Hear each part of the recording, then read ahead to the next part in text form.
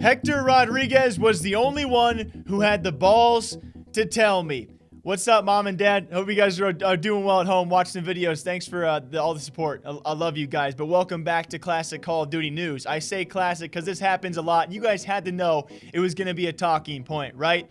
That, of course, being the benching and eventual probably replacing entirely on this roster of Gunless. He's currently on the bench, probably seeking other opportunities sometime very soon. This very tricky, very sucky situation, which ended in Gunless being benched and General stepping in for a time. Now, of course, Pristini has replaced both these guys and has joined the starting roster alongside his twin brother Arstides. A gigantically cool storyline, especially to get these twin brothers back alongside each other.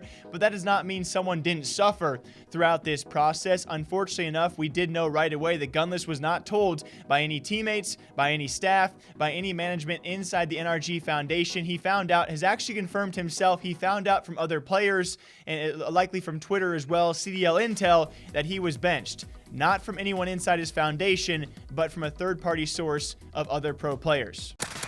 Love that. Love that shit, Brad.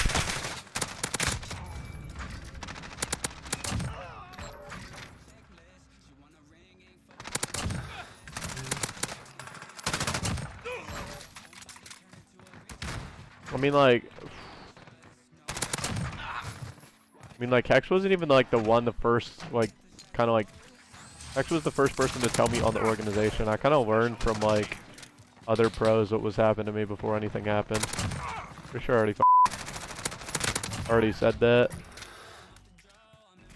Like, literally a pro poked me and said, "Are the rumors true?" And I said, "I guess they are."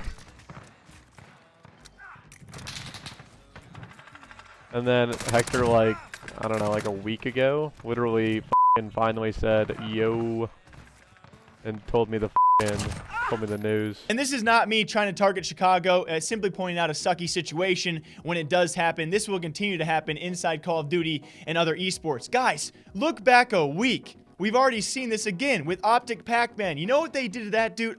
It's so dirty what they did. They let that man know the same day. Before that, no warnings given, no calls given, no possibilities of improvement or solutions or things he can actually correct to keep his spot on the roster. The day of, he gets a call from Mud Dog saying, "Hey there, buddy, you got 30 days to pack up and get out." Even the players, according to Pac-Man, had no idea he was going to be removed and fired from the roster. Now that is dirty. This Optic situation is not entirely done in the best way possible, but a lot of these things will continue to happen. You even look outside Call of Duty, this stuff happens all the time. A couple days back, NIP, Ninjas in Pajamas, apparently management told the players same day, "Hey, by the way, Lekro's out, new guy Hampus is in."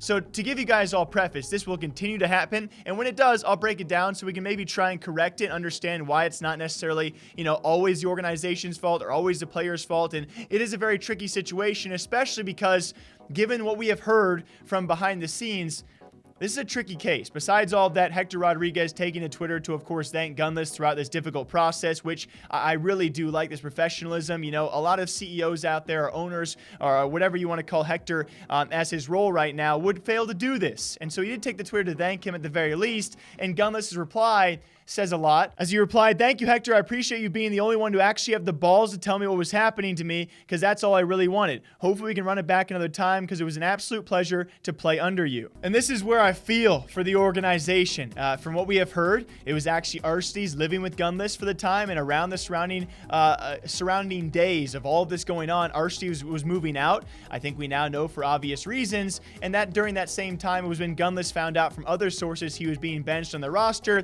Before anyone hops on Scump, I think Scump is the scapegoat for having all these calls and decisions to be made of who can be kicked, who can actually join the team, and maybe that is right, but I don't know that for sure. And so he's often the scapegoat for these kind of things. I would say it definitely falls on management to tell these players, "Hey man, we're considering changes, you might be benched, and in fact, we're gonna bench you."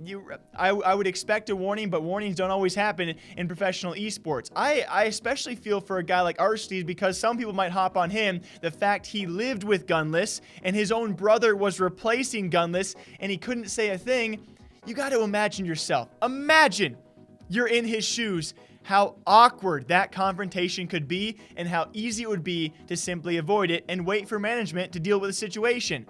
And guys, I'm not a confrontational person. I probably would take the same route as him. I just don't think it's near as simple as saying, you know, the players should have told him, the players shouldn't have told him. I think management should have stepped in earlier, and we've now found out Gunless from himself that Hector finally stepped in a bit later and said, yeah, man, it's official. So it could have been done better, but it could have been done way worse. And at the very end, it's a tricky situation to be in. And I just don't feel like targeting anyone. And at the end of the day, I feel the most for a guy like Gunless and the way he has held himself. I just respect him, and I really hope the best for his future. And we're going to be breaking this stuff down in the future. But I think it's a very cool storyline. I think it's weird to say, but I think it's a cool storyline when a player calls out a CEO and a co-CEO of the overall organization for having the balls to tell him. It makes a great headline, and of course the surrounding story makes it even better and more debatable. There's so many talking points. So what do you guys think about this? Best of luck to Gunless, best of luck to Huntsmen, and continuing props to a guy like Hector Rodriguez. We'll see how they learn from this in the future, if they make future changes, how those changes are also made. And that goes for saying throughout the entire Call of Duty League. Until next time, hope you guys all enjoy. All right? As per usual, drink that water, stay hydrated, drink that coffee, stay energetic. I'll see you guys back here sometime soon.